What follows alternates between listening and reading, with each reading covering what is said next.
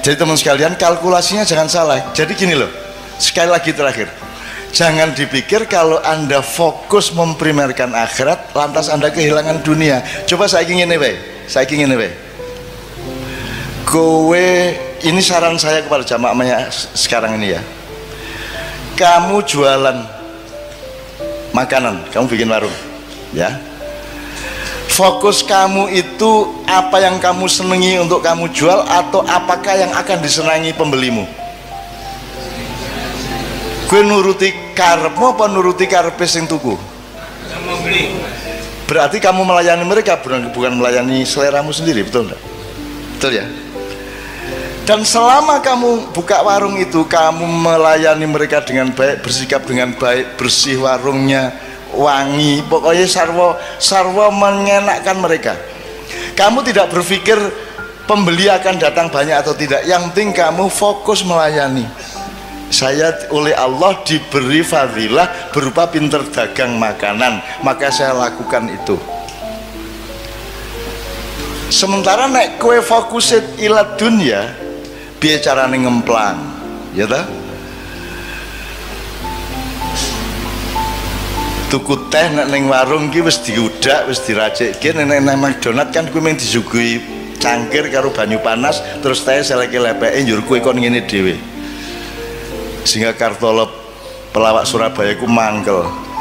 Diancuk aku tuku iki. Tuku dikon gawe dhewe iki apa iki gitu. Itu makin modern makin pelit, Mas.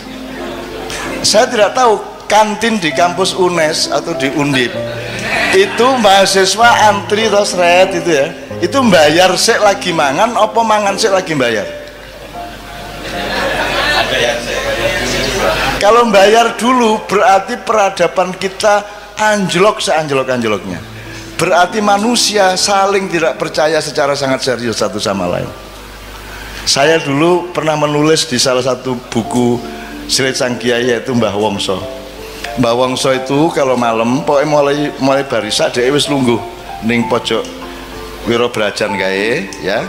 Pokok iki mikul saka Mas iki kuno ini pikulannya di tengah, ditaruhin kompor sama meja, terus ini nggone panganan-panganan, sego-sego kucing, kene jajan-jajan sak piturute, terus kompor gelas di sekitar dia. Jadi dia semalaman duduk di situ, tidak bisa berdiri. Terus nanti jam 10 bengi kan dia wis ngantuk, wong wis tuwa. Dadi engko dhek teh kalih Pak, nggih. Terus dhek ngeracik uruk-uruk ngantuk. Terus engko tangi meneh. Terus ngesoki panas iki, banyu panas ungep kayak disokke sret. Tengah-tengah ngesoki mengantuk, Mas.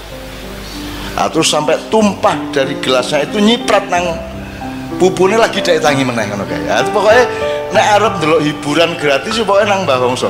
Iki mesti ngontak ngantuk, mesti nginang ngene kae mergo kecipratan kuwi. Bagaimana orang jualan ngantuk semalaman dan dia tidak mengontrol tempenya habis berapa, Pak itu tadi ngabisin kerupuk berapa dan seterusnya, dia tidak mengontrol. Saya hidup ini tidak untuk berjualan atau mencari laba. Saya hidup ini menjalankan dharma bakti saya sebagai hamba Allah. Aku iso ning ngene iki, tak lakoni ngene iki kanthi tenanan. Perkara kamu bilang makan tempe telu kok ngaku siji, kowe kerupuk 14 ngaku ming 4. Aku duwe kanca biyen kerupuk seneng banget deh. Jadi nak hitung-hitungan, lem nasi berapa? 2,5. Teh 2. Kerupuk 19. Wah kayak mangan kerupuk. Dan itu saya zaman aku kaya sak umur gue ya padha wae melarat aku dibanding gue saiki. Gue iso tuku pulsa biyen ra ono. Jadi ada namanya warung Gua Hirok di Jogja itu. Kita sebut yang menyebut Gua Hirok itu saya mergo ning nggon cedak beteng kae ono sak kluwekan niku dodol tahu guling. Apa tahu guling? Ya tahu guling. Semacam tahu lontong kalau Jawa Timur. Saya sama teman-teman seniman makan tahu guling 3, apa kerupuk berapa, tempe berapa, teh berapa, kopi berapa. Terus Bu sampun Bu, jam 2 bengi kae. Nggih nak, napa mawon niki tahu gulungnya sekawan. Nggih. Teh panase sekawan tambah kopi kalih. Nggih. Tempene wau pira-pira 7 nggih. Kerupuke 20 nggih gitu ya. Pokoke nggih. Mpun, pinten Bu? Napa wau?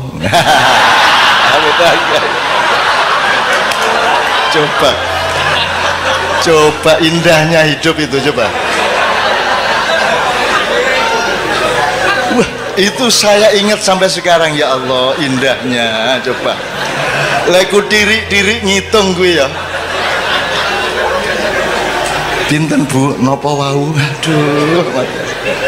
Aduh ngitung meneh. Coba itu belajar apa ya? Belajar bagaimana kesabaran itu menjadi nikmat bagimu. Bagaimana kearifan itu menjadi nikmat bagimu. Sekarang ini kan ada dikotomis. Kalau kesabaran berarti tidak enak, betul lah? Kalau melarat berarti sengsara. Itu salah kamu. Nanti dulu kamu dapat uang, kamu nikmati uang dengan atau secara akhirat, dan kamu tidak punya uang, kamu nikmati secara akhirat. Kalau uang dinikmati secara dunia gampang, tapi kalau tidak punya uang, satu-satunya jalan menikmatinya adalah secara akhirat. Betul enggak? Nah, jadi kalau kamu punya uang, kamu menikmati secara dunia bisa, secara akhirat bisa, double. Kalau kamu tidak punya uang, orang yang keduniaan tujuannya, dia tidak bisa menikmati tidak punya uang, karena dia tidak bertujuan akhirat. Tapi kalau kamu punya tujuan akhirat, kemelaratan pada momentum tertentu itu adalah kenikmatan akhirat. Tenang dek kui. Makanya sudahlah, pertimbanganmu itu akhirat terus, supaya dunia itu menjadi kamu kuasai. Nah, pesan saya gini, teman-teman sekalian, Anda tahu yang ini di ilmu ini kan Pak Saratri kan mengajar ilmu-ilmu sosial juga ya Ustadz ya. Kan ada istilah first world country, second world country, dan third world country. Ada di sejak tahun 70-an dunia dibagi 3. 1 negara dunia 1, kelas 1. Nomor 2 negara dunia kedua, terus negara dunia ketiga. Yang satu itu Amerika, Eropa. Yang kedua itu dulu itu masih Jepang, Cina, dan seterusnya. Kita ini negara dunia ketiga paling asor, paling isor dewi. Kita ini dengan bangga, dosen-dosen di Undip dengan bangga, kita sebagai warga dari negara dunia ketiga, lo malah bangga ya. Saya ingin katakan sama Anda semua, 10 tahun ke atas, 10 tahun sejak sekarang dan kemudian, Amerika akan menjadi negara dunia kedua, Eropa akan menjadi negara dunia kedua, jadi dia akan turun kelas. Afrika, Amerika Latin akan tetap menjadi negara dunia ketiga.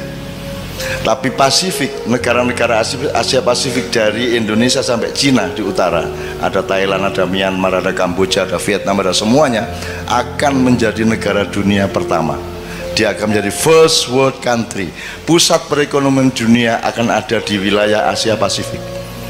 Indonesia akan menjadi bagian dari supremasi ekonomi dunia dalam waktu tidak lama lagi. Ning dudu wekmu.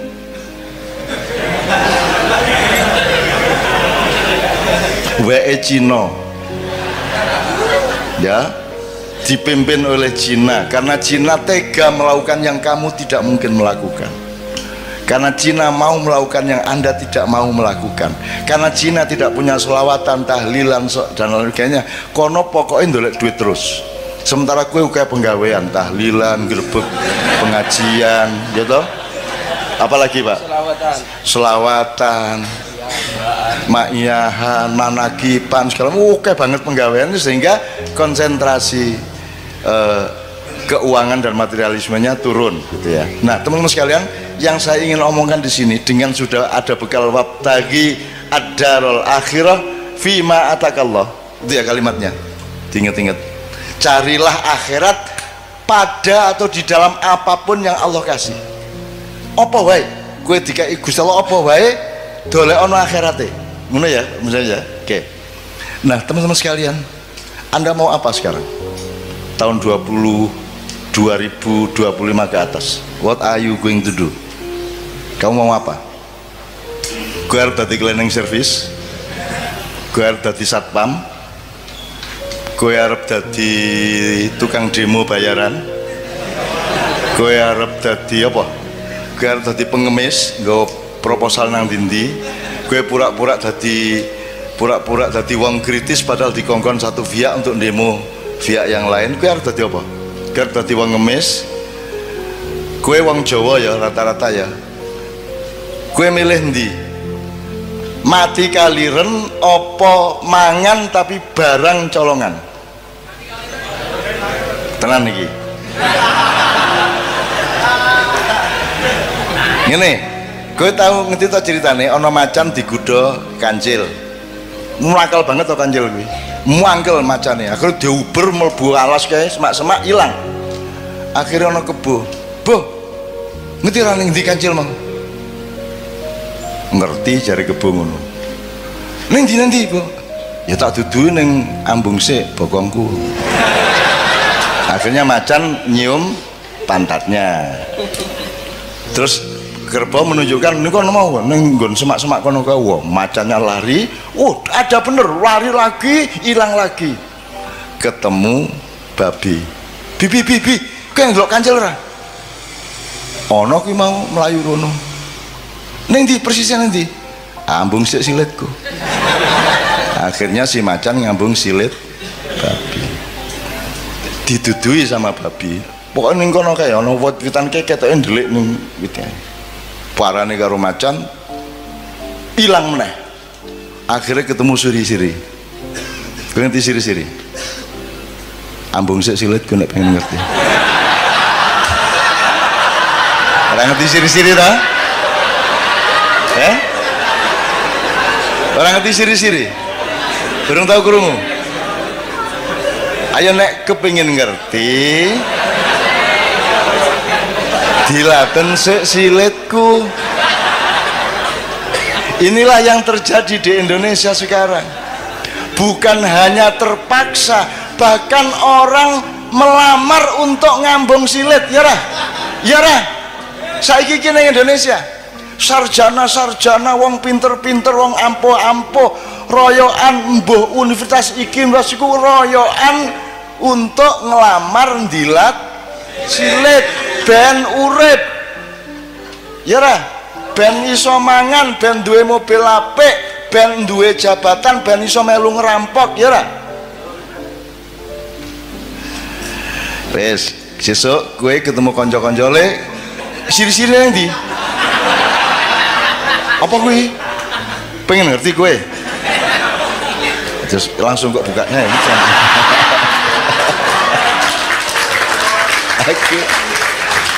Aku duwe kayak banget ngono-ngono kuwi. Aku duwe kanca Pak Muzamil, orang Malang, Bang, dipecat. Dia kepala sekolah dipecat coba oleh kepala dinas gara-gara dia memainkan permainan saya. Jadi saya itu pernah tahun 76, Anda belum lahir. Saya itu menjadi juri lomba drama 5 kota sebanyak 53 grup, tiap malam nonton sampai jam 3 pagi, masing-masing 3 grup. Itu 3 minggu penuh saya tiap malam ngelembur nonton tuh. Lah kesel tuh Mas, susah aku lah ya iseng-iseng gak hiburan. Jadi kira-kira minggu kedua aku bilang panitia ini saya mau ngomong serius ini. Saya tadi kan capek, saya pulang ke Jombang dari Surabaya, saya nemu pistol. Ini kan bahaya ini. Tapi ini gimana baiknya? Pistolnya saya apakan?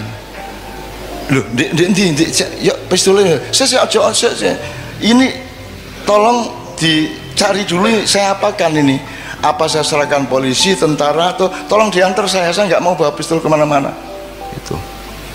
Wah, akhirnya mereka rapat Mas, panitia, terus takonang kodim, takonang Kapolres segala macam. Wah, pokoknya sampai sore mereka belum bisa jawab. Menjelang maghrib mereka datang. Cak, ini sudah kita cari jalan. Pokoknya nanti petugas-petugas itu akan rombongan ke sini untuk ngambil pistolnya. Dit ya, tenan ya. Kowe gelem tak kandhani pistole. Ya. Ini aja rame-rame ya. Aja sapa ngerti ya. Terus tasku tak jupuk ning jero tas ngene iki. Ngadep rono sik, ngadep rono sik. Terus tak jupuk ngene iki. Aku ngambal pistol cilik ning ngene iki. Nganggo pulpen iki lho. iki wis tulen bajingan asu. seneng aku urip ora duwe ngono-ngono gak ngopo kowe iki ya. Kono do ngapusi wong kono. Oke, jadi fatwa saya terakhir, kalau ini boleh disebut fatwa ya, anjuran untuk anak-anakku ya. Anda akan menghadapi dunia yang sangat serius di mana Indonesia akan ikut moncer. Pertanian akan maju tapi bukan milik petani. Petaninya tidak ada yang petani tapi buruh tani. Pemiliknya adalah konglomerat. Semua gedung yang tinggi hanya 1-5% yang bukan milik asing. Semua mesin materialisme, mesin kapitalisme semua milik mereka.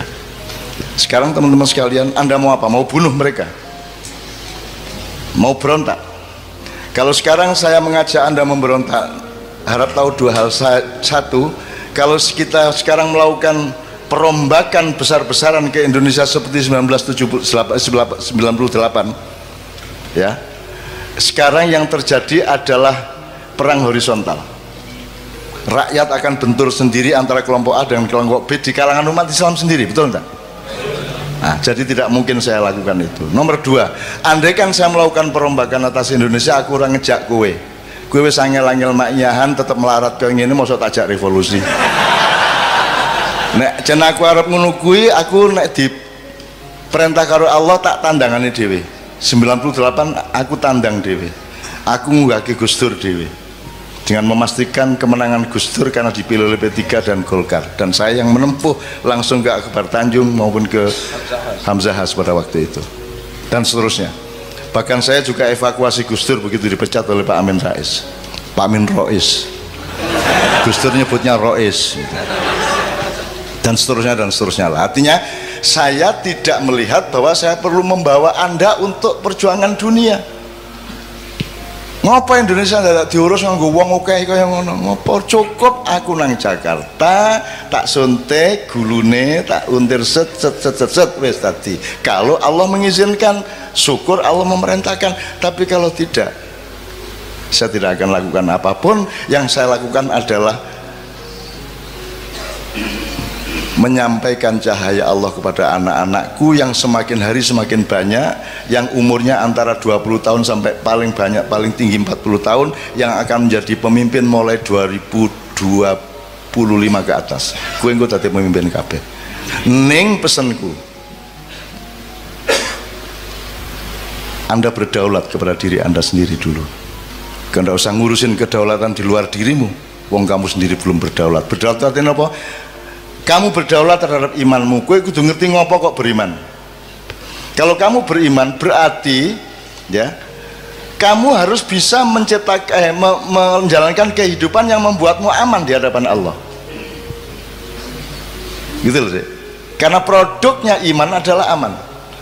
Jadi iman diterjemahkan secara akal pikiran, secara ilmu, secara kebudayaan, secara ekonomi, secara profesional, diterjemahkan imannya dengan membuat sesuatu yang membuatmu aman di depan Allah. Itu beriman. Cara berdaulat terhadap iman Anda, berdaulat terhadap ilmu Anda, berdaulat terhadap perilaku budaya Anda, berdaulat terhadap keluarga Anda. Kalau Anda sendiri belum berdaulat atas pikiranmu sendiri, gue isi taklid, isi jare kae, gue orang duwe kedaulatan nang awakmu dhewe, kamu belum bisa menjadi pemimpin bahkan terhadap dirimu sendiri. Maka sekarang anak-anakku sekalian, kamu cari dirimu itu siapa. Tuhan tuh nyuruh kamu jadi apa, caranya gimana, lah kamu senengnya apa, lah kamu bakatmu apa, gitu loh. Kalau Anda mengandalkan sekolah dan kurikulum, mereka tuh tidak peduli sama bakatmu. Kurikulum ke podo kabeh diperlakukan sebagai kambing, padahal ono kijang, ono sapi, ono ayo kambing ki wedhus. Padahal ada kambing, ada wedhus, ono kowe ya.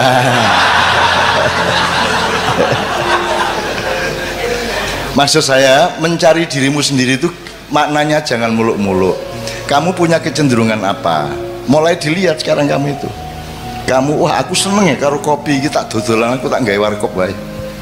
Wah aku seneng iki nandur-nandur, tak jajal, tak jadi cilik-cilikan jadi petani organik misalnya. Aku seneng ya anu IT iki. Ya, pokoknya terserah Anda itu kecenderungannya apa, itu namanya fadilah. Faddalallahu ba'dun ala ba'din. Temukan dirimu yang Allah konsep. Kalau di sekolah kan sekolah tidak peduli sama Allah dulu kasih apa kepadamu, kan begitu. Maka kamu sendiri yang harus cari siapa dirimu, kecenderunganmu apa, bakatmu apa, dan carilah bahagia, karena bahagia itu hanya dengan Allah. Jadi kamu mosok kon dosen tapi ngersulo. Aja ngersulo. Kamu temukan nikmatnya akhirat di dalam pekerjaanmu sebagai dosen, kan begitu. Kamu jangan ngersulo. Kowe ngojek ning karo grundel benasu ngojek aku, aduh.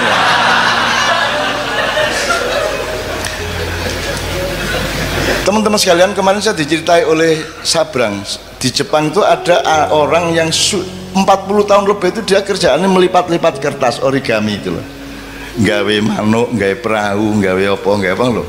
Jadi petang ngunang terus deh. Kan iki ngopo to iki? Bendino ngelipat kertas apa to gunane apa gitu ya. Anda tidak tahu itu thariqat, itu ketekunan. Lakukan saja apa yang Allah fima atakallah, yang Allah kasih kepadamu itu lakukan dengan istiqomah, sungguh-sungguh, tekun total sampai kamu jadi ahli yang kamu lakukan itu. Nek kue dodolan soto, kue ahli soto. Nanti ketika Indonesia menjadi negara dunia ke-1, kamu adalah pakar, kamu direktur atas hidupmu sendiri. Kamu dibutuhkan oleh konglomerat, bahkan kamu akan jadi konglomerat. Dan tidak apa-apa menjadi konglomerat asal kamu temukan nikmatnya akhirat di dalam konglomerasi yang kamu jalani. Gitu loh deh. Temukan sekarang bakatmu apa. Saya ini tidak masuk rak buku di Gramedia. Bukuku ekonomi ra cocok, sosial ra cocok, budaya ra cocok, agama ra cocok, ora ono. Akhire kudu gawe lemari dhewe ya ora. Aku parpol ra cocok, ormas ra cocok, kiai ra cocok, kabeh ra cocok, akhirnya aku gawe kursi dhewe. Dan saya bersyukur karena saya sejak kecil menciptakan kursi saya sendiri.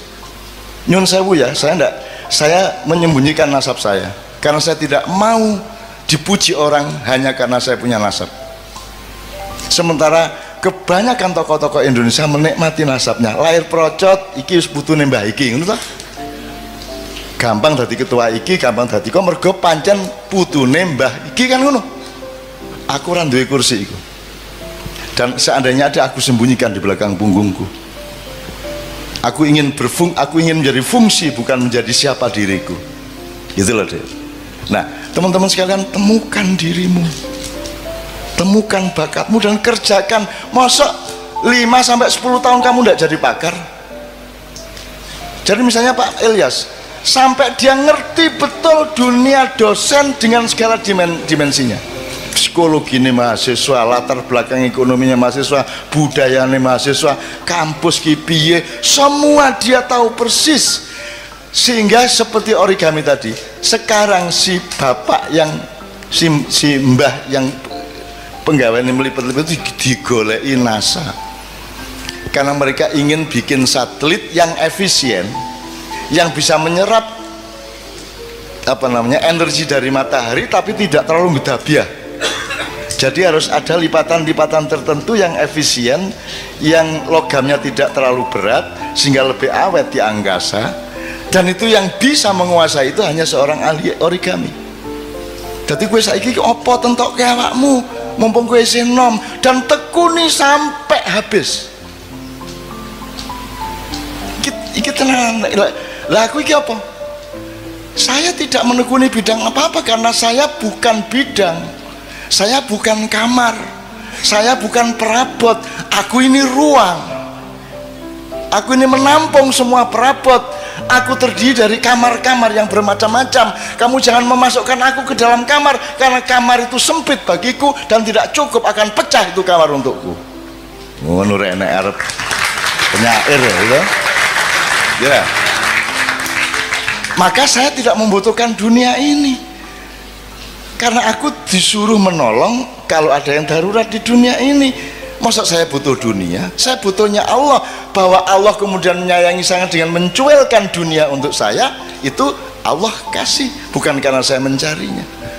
Dari soal istri sampai soal harta sampai soal ma'iyah, saya tidak pernah minta dan saya tidak pernah merebut dan saya tidak pernah bercita-cita. Ora tau kok, wah tak rabi karo artis ya. Ora tahu aku. Pokoknya dilalah acara bareng karo Kiai Kanjeng ning Senayan, buka bareng tak lamar sini wae. Atine pengen ngelamar tak lamar. Nesu to.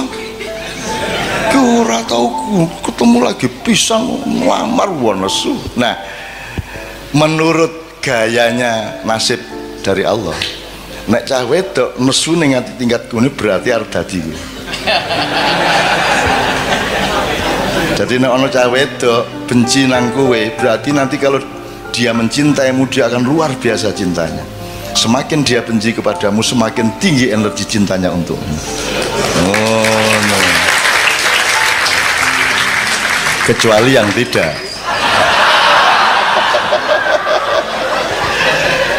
Ini yang terakhir jelas ya Mas ya. Mulai besok pagi tekuni kerjaanmu, tekuni sampai kamu jadi ahli, kamu jadi pakar, kamu menguasai betul bidangmu. 10 tahun lagi kamu, kata orang Madura gini, kata orang Madura, loh saya tidak mau ngelamar-ngelamar pekerjaan, saya tidak mau jadi karyawan, kata orang Madura.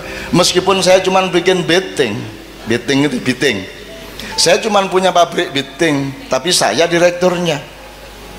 Saya tidak mau jadi pegawai beting, saya direkturnya. Nah orang Madura itu konglomerat Mas, yang namanya Haji Lutfi ya, Lutfi ya, ndak bisa baca Mas, tapi so gue ora karuan, so oke, wih wis ora iso maca Mas.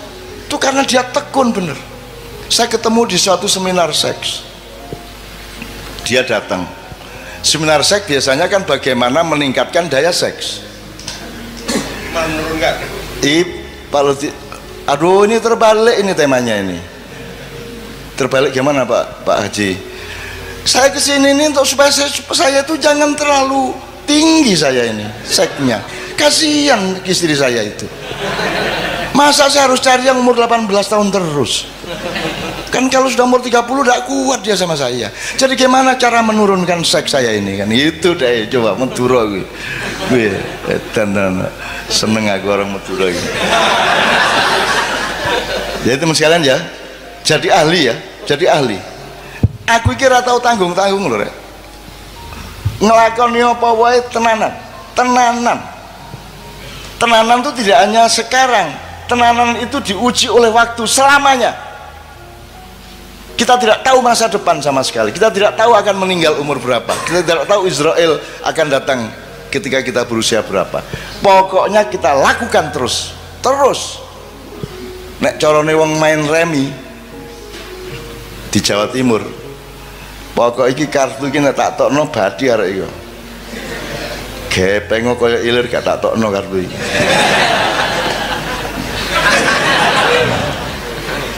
Nek saiki lak gampang kompromi to Mas.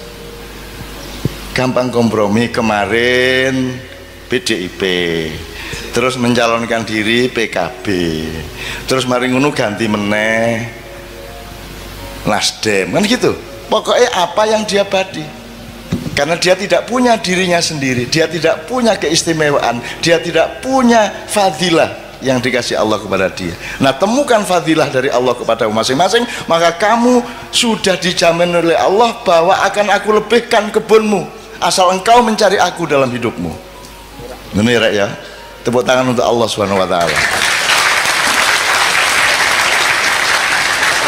Sudah pernah ada kiai mengatakan tepuk tangan untuk Allah? Belum pernah ya. Kira-kira menurut fikih bagaimana itu? Allah tidak akan terpengaruh oleh tepuk tangan. Tepuk tangan tidak menentukan baik atau buruk. Yang menentukan adalah niatmu apa. Anda bersyukur Ya toh, tepuk tangan untuk bersyukur toh, seneng toh, yo top gitu kan. Loh, Mas, orang itu sering karena berpikirnya materialis dan keduniaan, yang dilihat itu barangnya, ucapannya, bukan muatannya. Gitu loh, Mas. Orang tuh saking, wah, jos, Allah ki jos tenan, isa bangun itu, Mas. Wah, top tenan Allah, kan gitu. Boleh ndak itu? Kalau menurut tadi itu protokoler ndak boleh. Allahu Akbar, Allahu Akbar. Lihat nih orang lega tau nek gue wong Semarang. Allah iki jos ndak.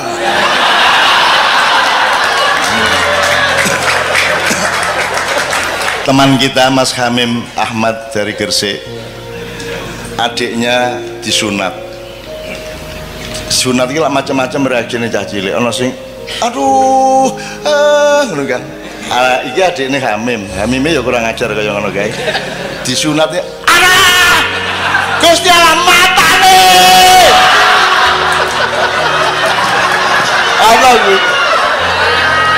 Ana kuwi.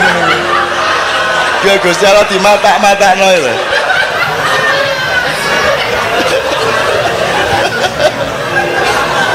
Menurut Anda Allah marah ndak? Marah ndak?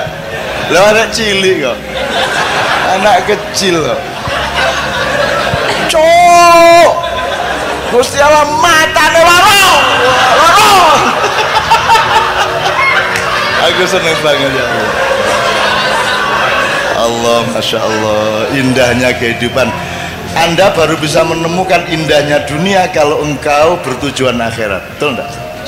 Kalau tujuanmu dunia menjadi remeh, tidak bisa kamu nikmati. Kalau engkau menemukan betapa indahnya ciptaan Allah ini, dunia menjadi indah dan tidak tergantung jumlahnya. Kamu punya uang 50.000 indah, punya uang 1 juta indah, punya uang 10.000 indah. Kalau kamu melihat Allah dan menentukan Allah dan akhirat sebagai tujuan hidupmu. Ini ya, saya kembalikan kepada sekarang beliau nambahinnya soal kebun tadi.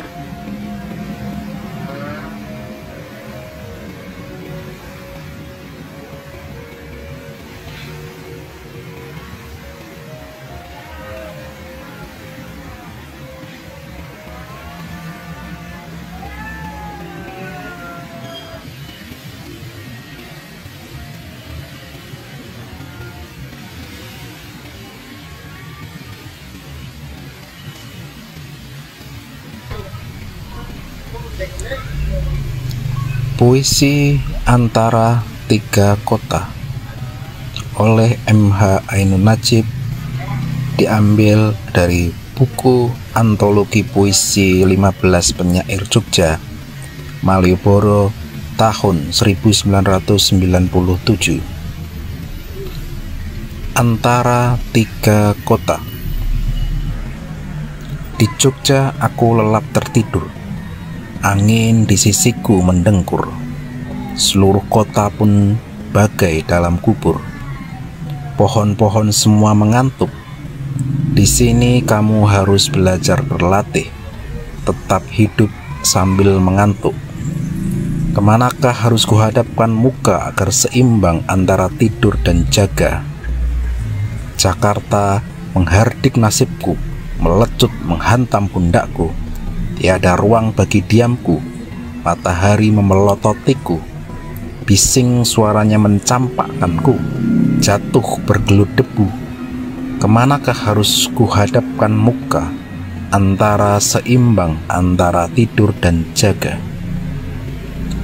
Surabaya seperti di tengahnya, tak tidur seperti kerbau tua, tak jua membelalakkan mata. Tetapi di sana ada kasihku yang hilang kembangnya jika aku mendekatinya. Kemanakah harus kuhadapkan muka agar seimbang antara tidur dan jaga?